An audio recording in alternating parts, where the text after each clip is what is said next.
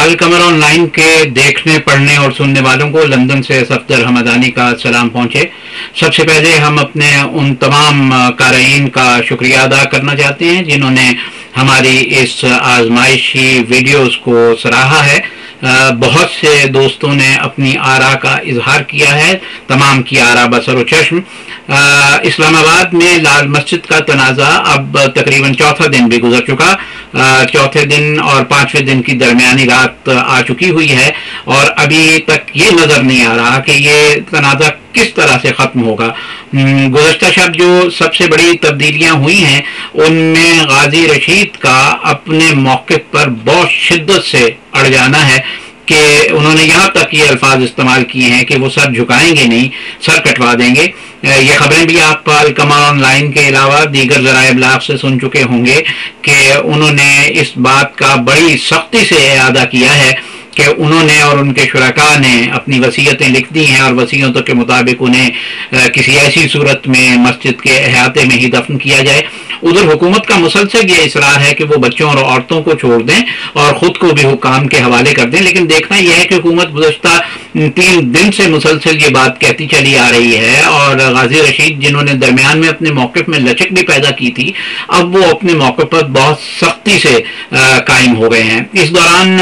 आज वहाँ के मकीनों को, G6 के मकीनों को कुछ देर के लिए पाबंदियों से कर्फ्यू की मुबर्रा किया गया था, लेकिन इसके बावजूद इलाके में लोगों की सूरत हाल बहुत ज़्यादा अच्छी नहीं है। बहुत ज़्यादा लोग इलाके को छोड़ के जा चुके हैं,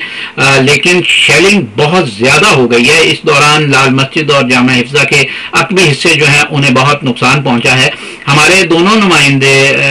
हारून अब्बास और सरफराज अब्बासी मुसलसल मौके पर से हमें रिपोर्टें भेज रहे हैं, अल कमर ऑनलाइन पे शाया हो रही हैं और एक सरफराज अब्बासी ने इत्तला दी है कि 39 लाशें जो हैं वो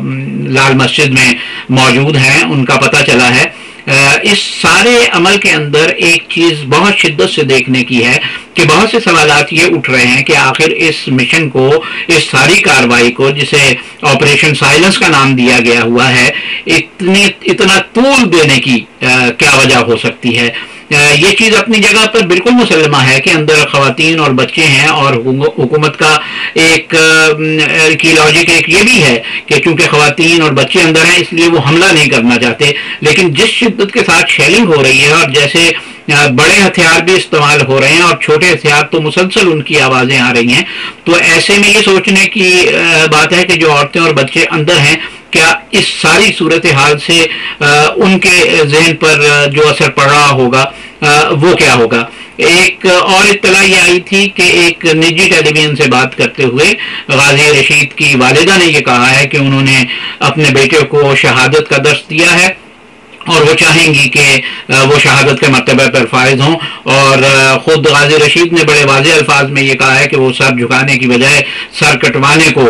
तरजीह देंगे। ऐसे में भी हुकूमत की पूरी मशीनरी जो है उसमें वज़ीर इत्तलात, वज़ीर ममलकत, ख़ुद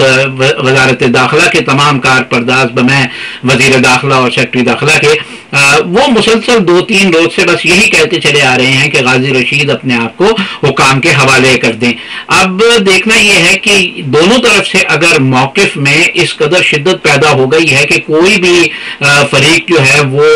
थोड़ा सा भी अपने मौक़िफ़ से नहीं हटना चाहता, तो आखिर ये सारा मामला क्या सूरत हाल इख्तियार करेगा। इसके साथ ही गुज़श्ता रोज जो एक और बहुत बड़ी तब्दीली आई है वो ये है कि सदर पाकिस्तान जब बलूचिस्तान सैलाबज़दा इलाकों के दौरे पर जा रहे थे तो जब उनके तैयारे ने प्रवास किया है इस्लामाबाद से, तो रावलपिंडी के करीब एक घर की छत से हमला हुआ है एंटी एयरक्राफ्ट गन के साथ उनके तैयारे पर। सरकारी जराए जो हैं बना ISPR के सरबराह के वो इसकी तरदीद करते हैं कि ये हमला तैयारे पर हुआ है, लेकिन यहाँ निजी टेलीविजन ने और अखबारात ने ये तस्वीरें बड़े वाज़ेह अल्फाज में शाया की हैं कि किस तरह से एक एंटी एयरक्राफ्ट बाकायदा छत पर मौजूद थी। 4 दिन पहले एक शख्स को ये घर किराए पे दिया गया था और वो शख्स अपने ख़ानदान के साथ इस घर से फौरी तौर पर गायब हो गया है। اور وہ طیارہ شکن توپ جو ہے وہ حکام نے اپنے قبضے میں لے لی ہے۔ اب دیکھیے آئندہ کیا صورتحال بنتی ہے، کیونکہ صورتحال لمحہ بلمحہ بدل رہی ہے۔ جو بھی کوئی نئی ایسی اس میں پیش رفت ہوگی صورتحال میں، ہم اس آزمائشی